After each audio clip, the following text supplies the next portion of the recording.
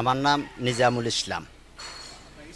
আমার স্কুলের নাম মুসলিমনগর আইডিয়াল স্কুল।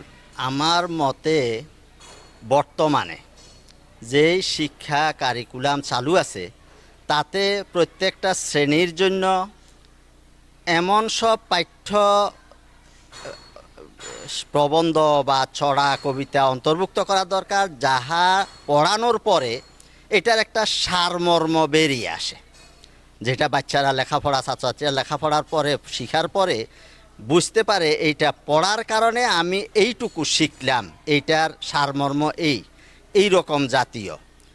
আর যে সমস্ত স্কুলগুলোতে অনেক বেশি ছাত্রছাত্রী আছে সেখানে প্রতিটা ক্লাসে কতজন ছাত্রছাত্রী একজন শিক্ষকের তত্ত্বাবধানে থাকা সম্ভব সেই পরিমাণ ছাত্রছাত্রীকে ক্লাসে রাখিয়া যেন শ্রেণী কার্যক্রম পরিচালনা করা হয়। অনেকেই আওতার বাহিরে ৬০-৭০ জন ছাত্রছাত্রী নিয়ে বসে, অথচ ৬০-৭০ জন ছাত্রছাত্রী কি একজন শিক্ষকের পক্ষে তত্ত্বাবধান করা, দেখাশোনা করা, কন্ট্রোল করা সম্ভব?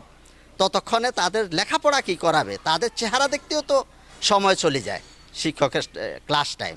সুতরাং এই সমস্ত বিষয়গুলা দেখা উচিত।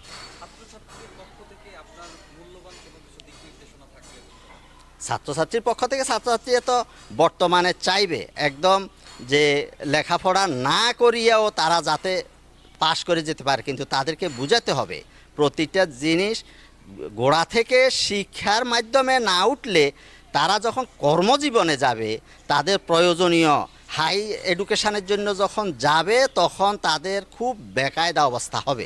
সেই জন্য গোড়া থেকেই প্রয়োজনীয় শিক্ষাটা গ্রহণ করে উঠলে তারা ওগুলা কন্ট্রোল করতে পারবে ঠিকঠাক মতো। জাতির জন্য বলতে বাংলাদেশের বর্তমান শিক্ষা ব্যবস্থায় যেটা আছে এটাকে এমনভাবে সাজাতে হবে যেন অফিস আদালতের প্রয়োজনীয় যাবতীয় জিনিস কম্পিউটার ছাড়া নিজে নিজে বুঝতে পারে।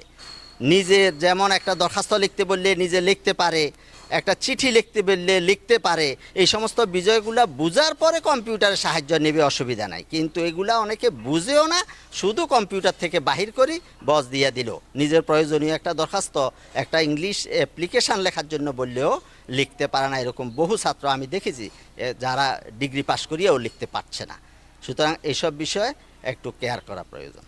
দৈনিক আজকের বাংলা .net